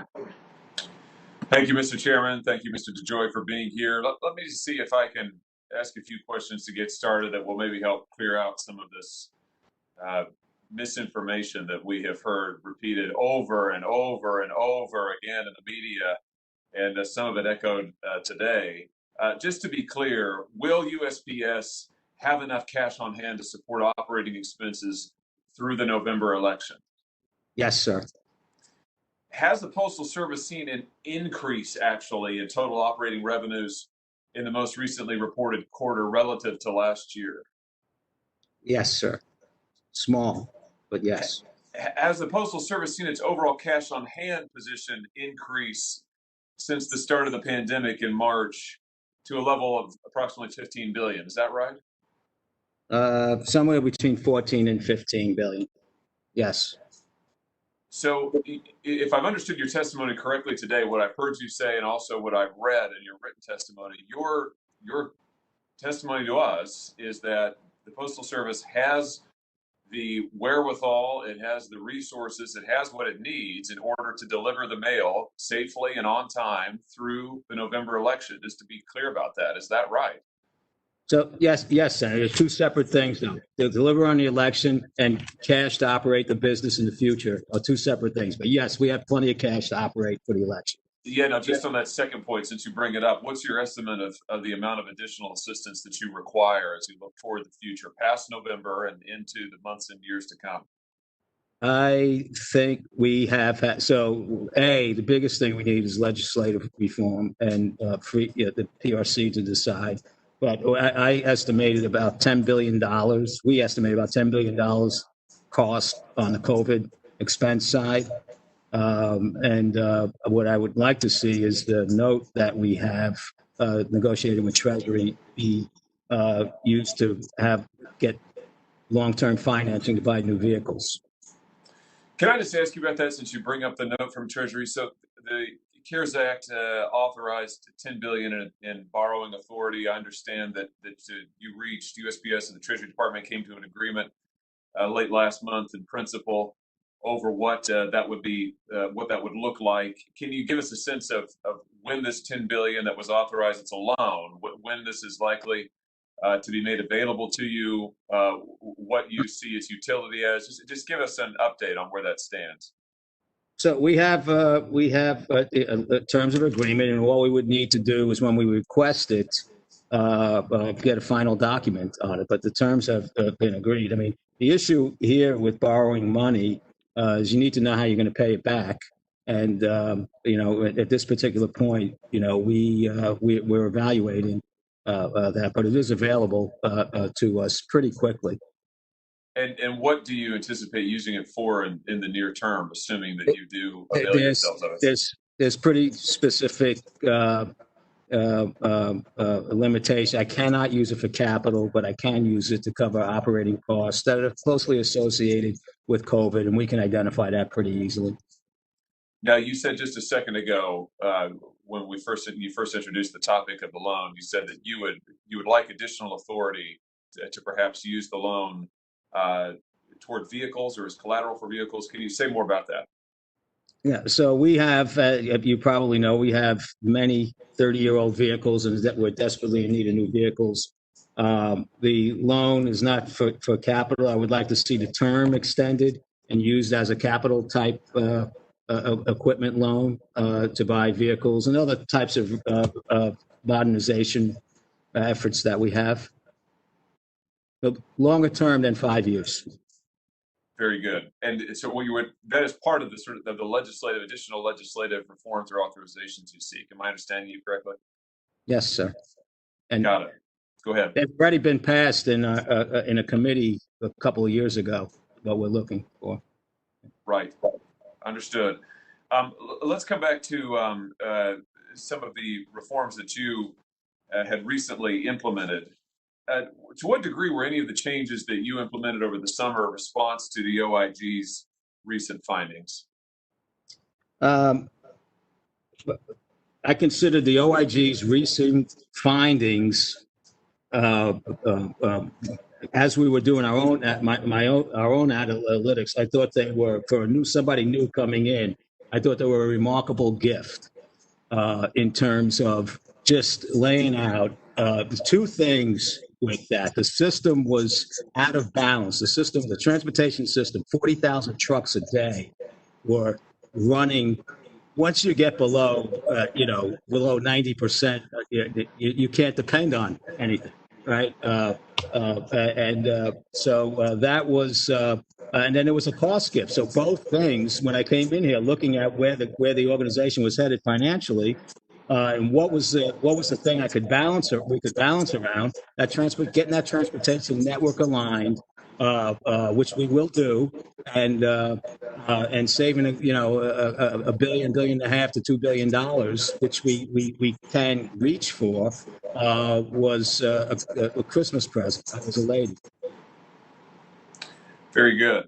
Let me just ask you here. I see my time has almost expired, but let me just ask you in conclusion. I mean, as you probably know, my home state of Missouri, we have a very significant percentage of our population in rural areas.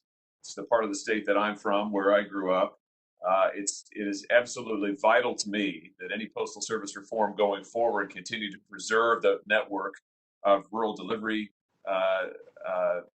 service, that it preserves the existing delivery and post office box services that are available throughout rural Missouri. So can I just ask you, are you committed to protecting rural delivery and rural post offices for people like the folks I represent in Missouri and around the country?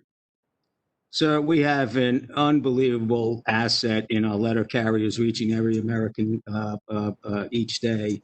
And I commit to trying to strengthen that relationship across the country. Very good. Thank you very much. Thank you, Mr. DeJoy. Thank you, Mr. Chairman. Thank you, Senator Hawley. Before I go to Senator Sinema, based on one of the questions in your response from Senator Hawley, you talked about the transportation system just being out of sync. In your written testimony, I just want to make sure that we're talking about the same thing here. You said your on-time trips went from 35,000 per day to 39,000 per day, which means schedule time of 89% improved to 97%. So is that what you're talking about? Your trucks actually leaving on time to get on their routes? And has that been part of the disruption as well? As if the letters aren't getting to those trucks in time, they may be left behind for next day's delivery. Can you just expand, just explain that, clarify that a little better? Yes. So there, inside the plants, there's a production schedule for mail that would meet that's set up to meet a dispatch schedule for trucks that gets tied to a destination center for, let's just say, keep it simple, go right to the delivery units where carriers go out in the morning and carriers then could come back at night. This whole thing is an aligned schedule in theory on paper, and there's lots of imbalances that we're finding as we went through this process. But the big thing to try and get everything aligned around is that transportation schedule. And now we have taken that up, and all that mail that was going that was on that truck was also late mail. Right now, we have advanced the mail. We just some of the mail that coming off the processing lines. We found these imbalances, and we did not as great a job as we should in recovering for it, but we will. I'm seeing improvements right now. Once that comes together, mail will be moving around the country at 97% on time, and I'm very, very excited and committed to trying to do that. And that again enables us to balance the front end and the back and the delivery end of the system, and saves us all that money that you saw in the audit report. And it's in billions, not in millions. So as a former manufacturer, I realize if you don't have a good process, you don't have a good product. So you came in and you identified some real process breakdowns. In a very short period of time, you made a pretty dramatic improvement in terms of on-time dispatch level, in terms of that transportation system. Now, you obviously have COVID, which is affecting our entire economy, and obviously it affects the postal system as well. So, basically what I'm hearing out of your testimony is the delivery delays are primarily being caused by the issues related to COVID, but the changes you made in terms of process, certainly in theory, if it hadn't already improved it already, is certainly going to set you up for improvement and cost reductions and cost savings in the future. Yeah, so a substantial portion of our delays are related to COVID.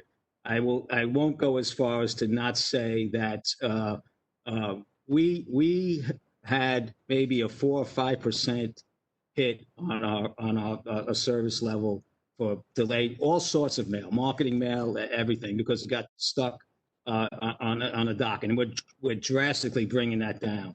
And once that is aligned, we should have a smooth, running system at a much more high performance rate.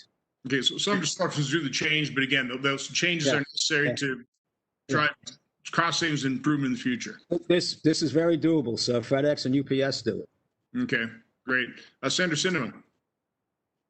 Thank you, Chairman, for holding this important hearing, and I want to thank Postmaster General DeJoy for joining us today.